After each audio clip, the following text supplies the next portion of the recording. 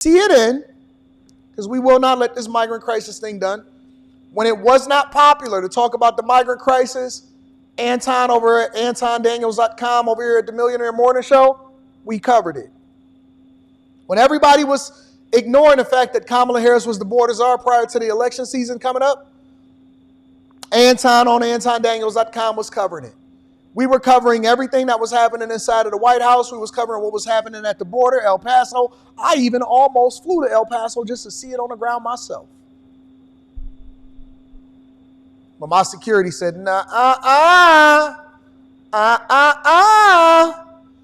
guess what? CNN pulled up, and they just so happened to see all of these migrants climbing fences. Make sure y'all hit a like for the algorithm, subscribe to the channel, and turn on your notifications. This is what happened. Tonight, new video just in, filmed at the southern border of migrants climbing that border fence just moments ago, trying to get into the U.S., and they only stopped when they saw our crew there filming them doing it. Border agents telling our David Culver, who's right there, and it's his team that noticed the men trying to climb over the wall. They told them that Mexican cartels right now are urging migrants to rush into the United States before Trump takes office. This comes as Trump insists he will begin mass deportations and vows he'll use the military to do that. Let's just show you a checkpoint about 30 miles from the border in Arizona. This was empty in June, and now it is fully staffed and active. I want to go straight to David Culver, who just witnessed all of this, those migrants trying to scale that wall, and has been reporting from the border for days now, and of course, over and over again over these past months and years. Joining me now from Nogales. So, David. I was muted. I'm sorry. What I was saying was, what's stopping us from putting a couple of electric wires at the top of the fence? It's probably a reason that I was muted, because I was asking a question that probably shouldn't be answered. What's stopping us from putting a few electric wires at the top of the fence? That's all I'm saying. I'm muted because they got all of this feedback in the background because they're working on stuff outside. They got a bunch of construction crews here, and it's aggravating me. But my point is, what is stopping them from throwing a couple gators inside of the ponds that they keep crossing over? What's stopping them from doing all of this stuff? Because, look, man, the fence is supposed to be a deterrent. It's not supposed to be able to stop you. But we also need some stuff that's being able to stop these people. They going to Home Depots. They getting ladders. They getting their climbing skills up. They got the cartel that's encouraging them to hurry up and cross over into the United States of America before Trump wound up becoming or coming into office. I don't understand. That caught us off guard. I mean, we were preparing to come live and talk to you here, and this is about 10, 15 minutes ago. A very high part of the border wall as well that they just came over, or at least tried to come over. They were scaling, and as soon as they noticed that we were recording, they went back down and put on their hoods and continued along their way. What's interesting about that, Aaron, though, is if you compare it to, say, 6 months ago, when folks were desperate to get over, didn't care if people were seeing them, didn't care if they were caught. In fact, they would try to get flagging down some of the Border Patrol agents, and even sometimes us, to say, hey, can we get a ride? We want to be processed. Then in June, President Biden's executive action came into play, and that limited the number of people who were going to be allowed into the U.S. We're now hearing more and more deportations going back over the border into Mexico. But I want to revisit, though, that checkpoint that you mentioned, because this all ties together. You're having people who are coming over who are trying to do so. Y'all gonna say it's inhumane? No, it's inhumane for you to cross over to somebody somewhere in somebody's territory illegally. It's inhumane. I believe in deterrence. Detected, and they make their way into the U.S. But what happens, as you mentioned, that checkpoint, that's 30 miles inland. And when we were here in June, Border Patrol said they didn't have enough resources to have agents at those checkpoints. Now you're driving northbound and you're waiting 10 to 15 minutes. You then come through, it is fully staffed. You've got canines there. You've got them looking at every single person in the car. They wanted to make eye contact, and then they let us continue on. Some people were also then pulled aside for secondary search. It is far more thorough than we've seen before. But Aaron, the point the Border Patrol agents are telling me is they didn't have the bandwidth to do that before. As one agent has been telling me, he has felt like a federal babysitter and having to drive migrants from the border to processing centers. Now they say they have enough agents to be able to do these checkpoints. So where did all of these mysterious agents all of a sudden come from, and why didn't they have them before? Why didn't they have them before? Why did they say that they needed a bipartisan agreement to get more border agents out there? Y'all remember that? The main talking point from Kamala Harris during the 2023 running for election? We had a bipartisan agreement in late 2023, early 2024 of getting more border agents out there, and Trump called and he killed the border bill. Why we all of a sudden got enough agents, but we didn't have enough agents before? Just wondering. And they're at several locations. We've passed 3 in the past couple of days, and they are fully operational for now. Fully operational. And interesting, those migrants that you just saw that, before would be like, hey, flag you down. We're glad you saw us. Give us a ride. Exactly. And now there's a fear of their identity, and they jumped off and, well, presumably, who knows, they try to cross somewhere else, but ran away from your cameras. Hey, look, you've been down there just on this particular trip, David, for days. And, you've been talking about how Mexican cartels, drug cartels have been, increasing their prices, telling migrants, if you don't get into the United States right now, it's not going to happen. So what more can you tell us about that? I mean, it's like advertising a store sale, a limited time only. This is what you need to do in order to get into the U.S. That's what cartels are pushing. And we know that from local law enforcement. We know that from ranchers who live on the border, and that they're, of course, seeing some of the folks who come over and who end up getting caught.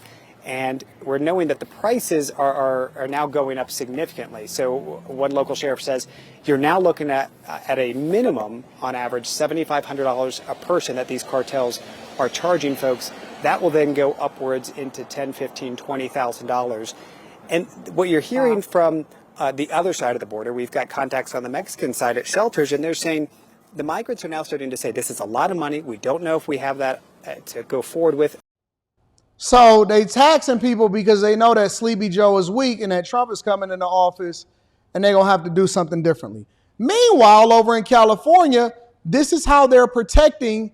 And Los Angeles has recently passed a sanctuary city vote or law as activists in favor of migrants is advocating on their behalf. This is what California and Los Angeles is doing. Los Angeles unanimously passed a sanctuary city ordinance on Tuesday, which would protect immigrants living there. Without objection, it is passed. The policy would prohibit the use of city resources and personnel to carry out federal immigration enforcement. Los Angeles is not going to let that happen. The move comes on the heels of the election victory of President-elect Donald Trump. He campaigned on a vow to carry out mass deportations of immigrants. America has given us an unprecedented and powerful mandate. LA City Council members said Tuesday that the city is home to 1.3 million immigrants, though they did not say how many had entered legally. And now the second most populated city in the U.S. after New York City has codified the protection of migrants into law. And we know that women should be able to report domestic violence and seek justice. Kids should be able to go to school, and families should be able to go to public libraries without the fear that doing so would tear their families apart. So by passing this law today, we are making sure that we are keeping our friends, family, neighbors, and coworkers safe. Pro-immigrant protesters rallied on the steps of City Hall ahead of the vote. Shu Ming Cheer of the California Immigrant Policy Center was one of them. Look at these people. Look at these people. They come over here illegally, and then they advocate on behalf of people that's not even supposed to be here. They become so dependent on, and this is why you got to nip it in the bud and make sure that you create an environment that's conducive for people that actually get over here legally. And that they've gotten so gung-ho and so matter of fact with what they're doing that they now feel comfortable telling you not to enforce laws that's on the book that was supposed to prevent this from happening in the first place. So California has basically committed treason against the United States of America, its citizens and its taxpayers. We are extremely concerned, given that this is a city where about a third of the population is immigrants. We are all extremely concerned. But are you a legal immigrant? That's the question. Worried, panicked, afraid that the National Guard or other people are going to be forced to execute Trump's mass deportation plans. But we're also organized. We've been through this before. We know how to respond. We have a lot of tools at our disposal, including the legal system, including the strength in our communities. So we also know that we can fight back with power.